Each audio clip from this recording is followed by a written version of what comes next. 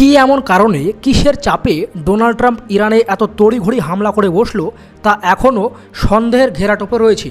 Donald Trump সাংবাদিক সম্মেলন করে জানিয়েছিল যে 3 সপ্তাহের মধ্যে তারা ডিসিশন নেবে যে ইরান ইসরায়েল যুদ্ধে তারা অংশগ্রহণ নেবে কি না, বা তাদের হস্তক্ষেপটা এই অঞ্চলে কেমন হওয়া দরকার, কিভাবে হওয়া দরকার।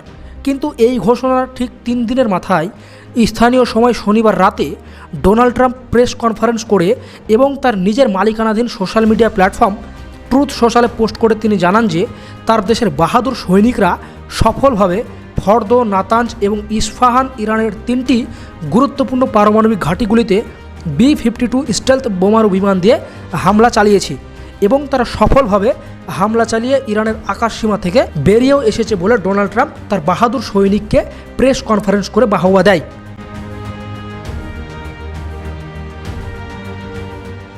ইরানের এই গুরুত্বপূর্ণ পারমাণবিক ঘাঁটিগুলিকে ধ্বংস করার জন্য America GBU-57 massive ordinance penetrator বা বাংকার বাস্টার বোমা ব্যবহার করেছিল। এই বোমার ওজন প্রায় 13,500 কেজি বা 30,000 পাউন্ড। এটিকে ভূগর্ভস্থ সুরক্ষিত লক্ষ্যবস্তু বা খাস করে পারমাণবিক স্থাপনাকে ধ্বংস করার জন্যই ডিজাইন করা হয়েছে। এটি প্রায় 60 মিটার বা 200 ফুট গভীর কংক্রিট বা পাথর ভেদ করে বিস্ফোরণ ঘটাতে সক্ষম। ফর্দোতে একাধিক GBU-57 বোমা এবং অন্যান্য স্থাপনায় 20টির বেশি টমাহক ক্রুজ মিসাইল ব্যবহার করা হয়েছে বলে রিপোর্টে উল্লেখ করা হয়েছে। কিন্তু সবথেকে গুরুত্বপূর্ণ বিষয় হলো আমেরিকা এত সূক্ষ্মভাবে ইরানের গুরুত্বপূর্ণ পারমাণবিক ঘাঁটিগুলোতে হামলা করলেও পরবর্তীতে বিভিন্ন আন্তর্জাতিক গণমাধ্যম সূত্রে জানা যায় যে এই হামলায় সেই অর্থে ইরানের কোনো তেমন ক্ষতি হয়নি। ইরান আগে থেকে টের পেয়েছিল যে আমেরিকা তাদের এই পারমাণবিক ঘাঁটিগুলিতে হামলা করতে যাচ্ছে, যার ফলে আগে থেকেই ইরান উচ্চ সতর্কতায় ছিল এবং এনরিচমেন্ট করা ইউরেনিয়ামগুলো আগে থেকেই সুরক্ষিত স্থানে সরিয়ে নেওয়া হয়েছিল। ফলে এই হামলায় কোনো বিষাক্ত পারমাণবিক রাসায়নিক গ্যাস পরিবেশে ছড়ায়নি। এতে একজনও ইরানের সাধারণ নাগরিক মারা যায়নি এবং আমেরিকা যেই উদ্দেশ্য নিয়ে প্রধানত এই হামলা চালিয়েছিল সেটাও কমপ্লিটলি ফেলিওর হিসেবে পরবর্তীতে জানা যায়।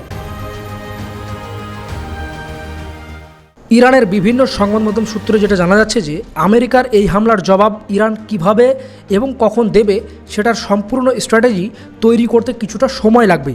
তাছাড়া আমেরিকার সাথে সরাসরি যুদ্ধে যাওয়া মানে এই যুদ্ধ অনেকটাই লম্বা হবে এবং গোটা বিশ্বের উপর একটা ভয়ঙ্কর প্রভাব পড়বে।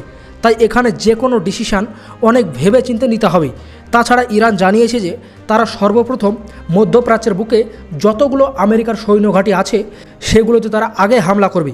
কিন্তু ইতিমধ্যে আমেরিকার এই হামলার রিটালিয়েশন হিসেবে গতকাল সকালে ইসরায়েলের গুরুত্বপূর্ণ শহর হাইফা এবং তেল আবিবে ইরান তাবড়তোড় মিসাইল হামলা চালিয়েছে।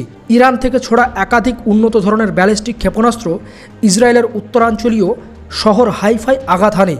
হাইফাতে আগাম সতর্কতামূলক কোনো ধরনের কোনো সাইরেন বাজেনি।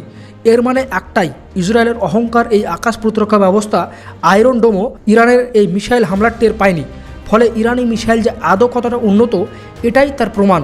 ইরানের রাষ্ট্রীয় সংবাদ মাধ্যম মেহের নিউজ এজেন্সি জানিয়েছে যে এই হামলা ইসরায়েলের সামরিক লক্ষ্যবস্তু এবং সরকার সংশ্লিষ্ট শিল্প স্থাপনাকে টার্গেট করে পরিচালিত হয়েছে। হামলাটি ইসলামিক রেভলিউশনারি গার্ড কর্পস বা IRGC দ্বারা পরিচালিত হয়েছিল। সর্বোচ্চ শক্তি দিয়ে মার্কিন যে কোনো হামলা প্রতিহত করা হবে বলে কার্যত হুঙ্কার দিয়েছে ইরান।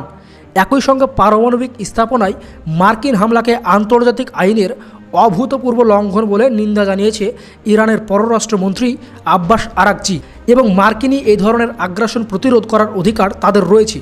এই প্রসঙ্গে আব্বাস আরাকচি সবথেকে গুরুত্বপূর্ণ একটি কথা বলেছে যে বিশ্বকে ভুলে যাওয়া উচিত নয় যে যুক্তরাষ্ট্রই একমাত্র দেশ যে কূটনৈতিক প্রক্রিয়ার মাধ্যমে ইসরায়েলের আগ্রাসী প্রতিটি পদক্ষেপকে অন্ধত্বভাবে পূর্ণ সমর্থন করে সেই কূটনীতির সঙ্গেই দিনের পর দিন বিশ্বাসঘাতকতা করে চলেছে।